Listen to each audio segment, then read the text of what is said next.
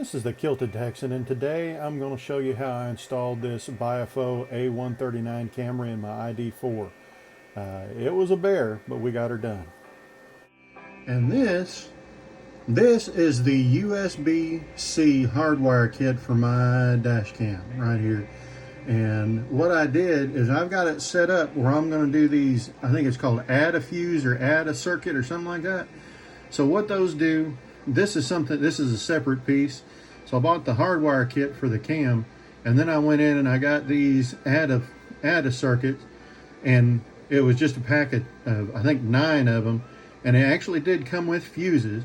So it did come with those fuses, but essentially what you do is you put this into a fuse holder spot, and then you've got 2 fuses. You got one for the original circuit, and then you got one that's actually drawing power from the original location, and then you can draw power out of there and have 2 fused links off of that.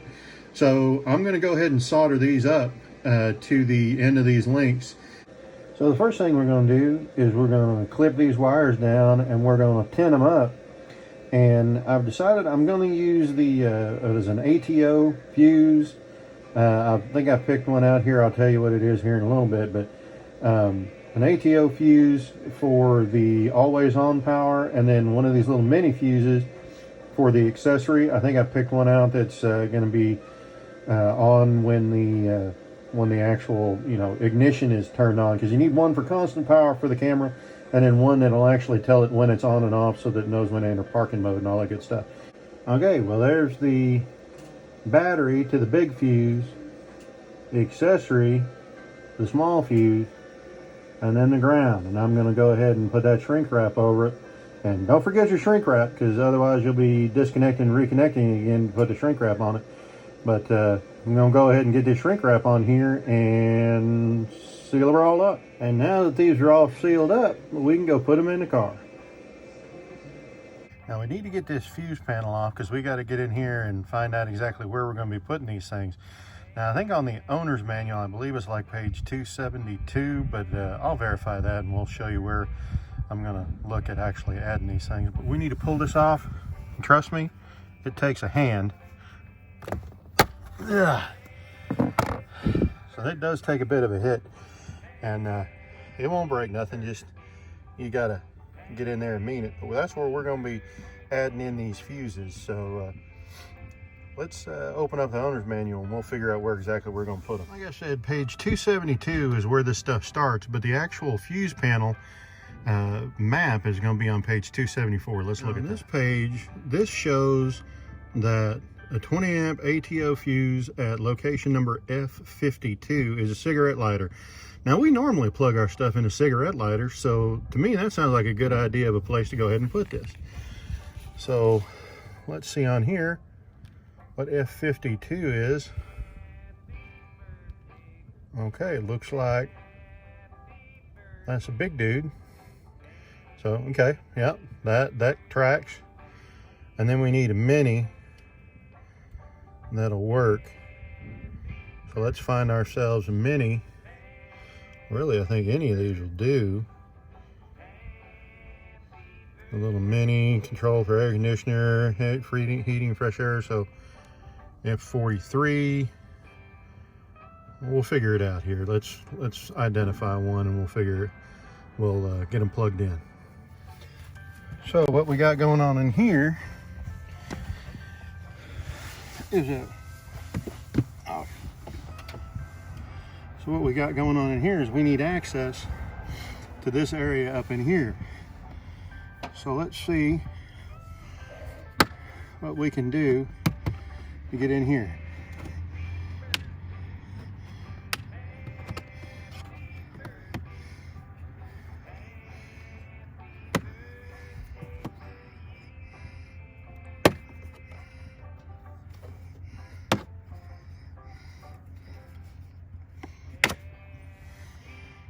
So we got that out.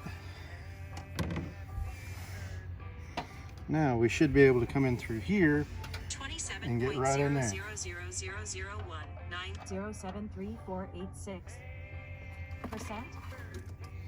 So what we got to do is get this whole mess of wires plus these dudes in here. Okay, so what we're going to do is we're going to run these wires from here where the main head unit for the dash cam is going to be, and I got 3 wires. I got the USB-C connection coming from here down to the hardwire kit. Then I've got the rear camera for the back of the car, and I'm gonna have to run that through the roof. Then I got another line that's going to go to the internal camera, which I think is probably going to sit about right here. But first we need to get this off of here so that we can open this up. Now I'm going to use this little metal spudger that I used to actually get this camera or this mirror in here. So he's going to get this in here if I can. There we go. I'm going to pull that down.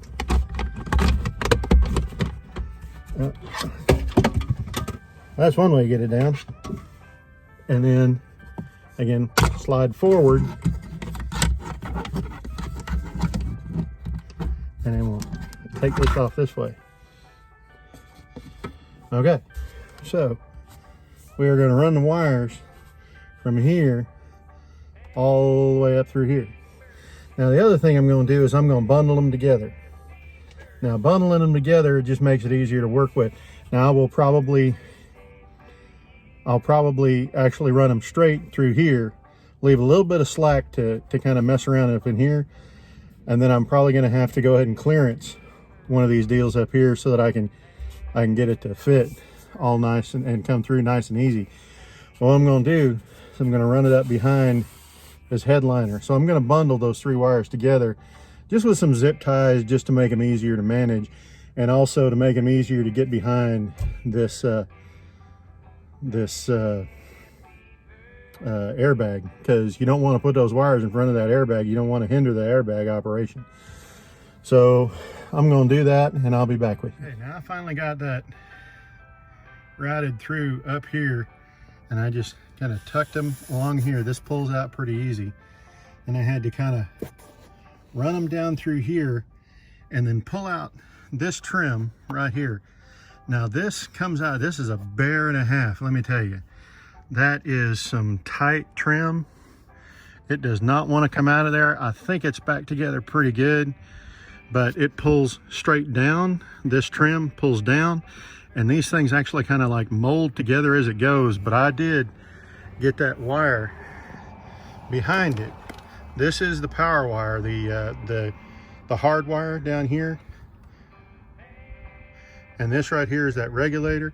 This is a regulator. What it does is it says, okay, you can set it to say how far it'll drain your battery before it'll shut it off. So if this thing's gonna sit for a while, you don't have to worry about that dash cam running down the battery, because that little regulator is gonna say, you know, hey, well, I've got it set right now 12.2, but at 12.2 volts, it's gonna shut off that power and no more, and it'll keep it from running down that battery. But I'll tell you what, that was a certified bear and a half to get this cable behind here and behind this airbag and everything else up in there. Just be prepared for a fight to get that cable to look decent. You can just run it right through here and then, you know, down this channel, and that's fine. I actually wanted to make it look a little bit better than that.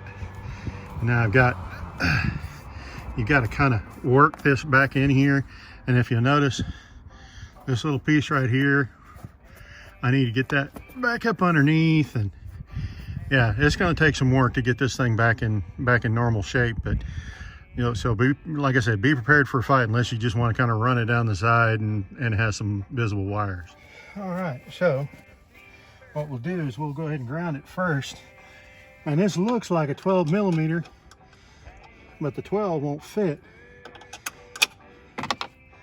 So I think that's actually a 1/2 inch. What we're going to do is we're going to put this thing, this ground, right up here behind this.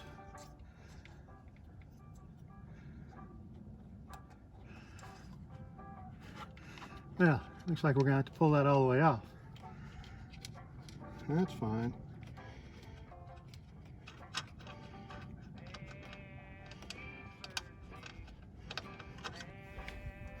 I'll pull that all the way off.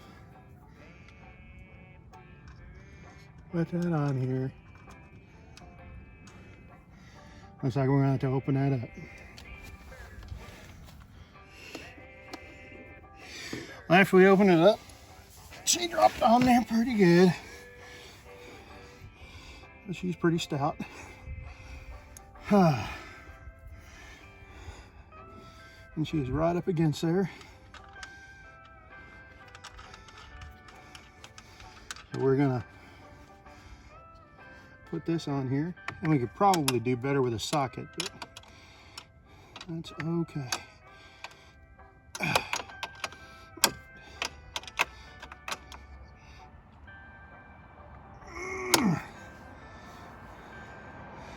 All right, so now we got to hook these things up into those spots that I said before, into the cigarette lighter and the, I don't know, I might have to search around and come up with a better idea for where to put that one.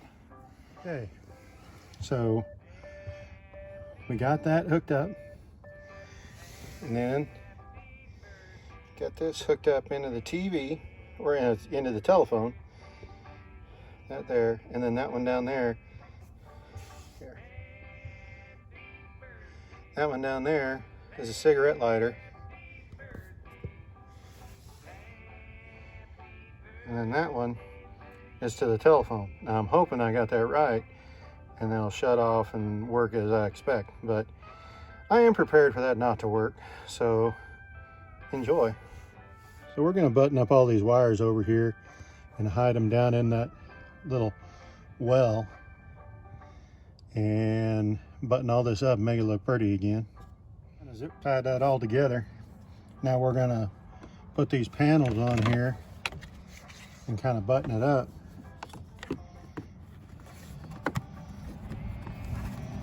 And cinch this sucker back together. Now she's buttoned all up, and we can clean that up.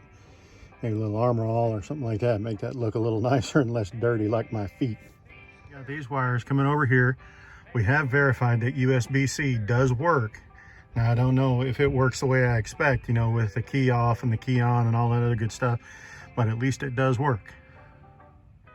And I'll be clearancing that piece up there here pretty soon to make room for those wires. Now I have been fighting with this for quite a while, trying to use fish rods and all sorts of good stuff, but essentially what I found to be the only way that really works without tearing the tar out of every electronic in the ceiling is to just run it along this edge.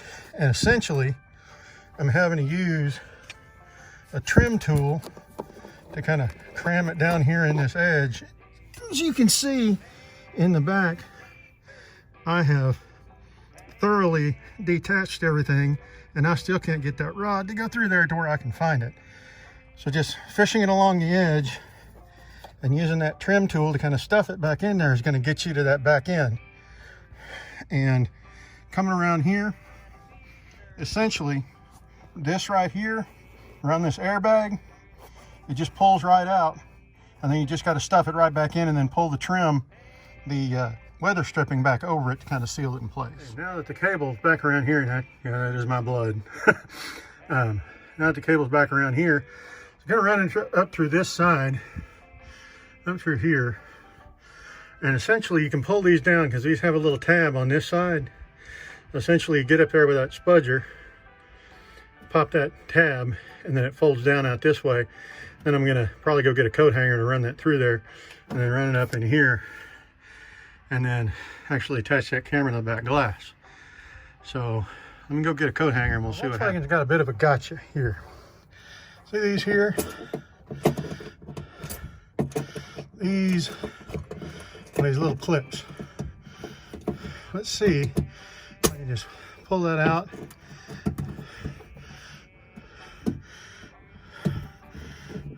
Get under it with both. There we go. So what happens is only on some of them they'll pop out of place. So they make you go down and buy new ones because they say, oh, they're designed to break. Well, I don't know that they're designed to break, but they are designed to come out. And if you leave them out, you're going to have a nice rattly panel. So you just use those needle nose, get up underneath there and pop them out. Okay, now after you run that coat hanger through there and fish that wire through this, you can put this back up in place, and then you can just kind of manually pop that out. And I've got a whole mess of wire that I'm going to coil up because the camera is going right here. So I probably got about 4 or 5 feet of extra wire that I can kind of bundle up for a rainy day. So I'm going to get to that, mount that camera, and get ready to mount that front camera. So now I got that cable zip tied up in place. I got the camera mounted in position. I'm sure I'll have to adjust it at some point. Now it's time for me to put this back panel back up in place. And there it is with the panel back in place and the seats up and the back panel back in. Dang, there looks factory. And you really can't even tell that camera's back there, can you? That's pretty awesome. And here is my setup all said and done. You got the interior camera with the night vision. I got the cables all run over here. I went ahead and I did not modify the mirror surround. I went ahead and I just ran them through the ceiling, ran the cables through the ceiling. Those cables all are tucked up and away. Maybe be a little bit cleaner if I could run it through that piece, but I ain't really worried about it. I'll be honest with you, when I'm sitting here in the driver's seat, that camera looks like it is angled weird, but it is not. That thing is straight as an arrow and level. So I'm not sure why it looks all cockeyed to me, probably by the way I'm sitting or the way the mirror sits or something. So something just doesn't sit right with me, and it looks weird from my side, but it's correct. I've yet to see whether or not I have the items picked out correct for where I've got it plugged in, but it gets power and it does recording and all that good stuff. And I got a good rear view camera view and a good front camera view and a good interior view. So I guess if I wanted to be an Uber, I could, but I'm not really something that's on my radar. But I'm going to go ahead and clean everything up, but it can be done. It is a bear, but you can run the wires for this thing inside here. This particular camera is a little bit easier to run the wires for because these are little mini, the only thing I think is they're mini coax type cables because they're tiny. You can see the little barrel connectors on there. Those little cables are tiny, so they fit through some pretty small spaces. Makes it a lot easier to work with. Not like running a USB cable or some proprietary type cable. They're pretty easy to get through some tight spaces. But if you want more information on that, I'll be happy to share it with you. But I think it's a VIOFO A139 camera or something like that. I got it from Amazon. You can if you want. Again, I'm not doing it for commissions or links or whatever, but it's an A139 VIOFO. Does 2K front camera and 1080p interior and back cameras. So, and it records all three at the same time, and it'll take up to a 256 gig card. So hopefully, and that's what I got in it. So hopefully that'll last a pretty long time. And now I got a dash cam in this sucker, so I'm a pretty happy camper. So here's a little sample footage of the dash cam. It's in 2K and 60 frames per second, so it looks pretty nice. But other than that, if you're gonna crash into that like button and nowhere else. We don't want anybody hurt. And if you would, subscribe for more tricks that I might be doing with this ID.4, and keep the rubber side down.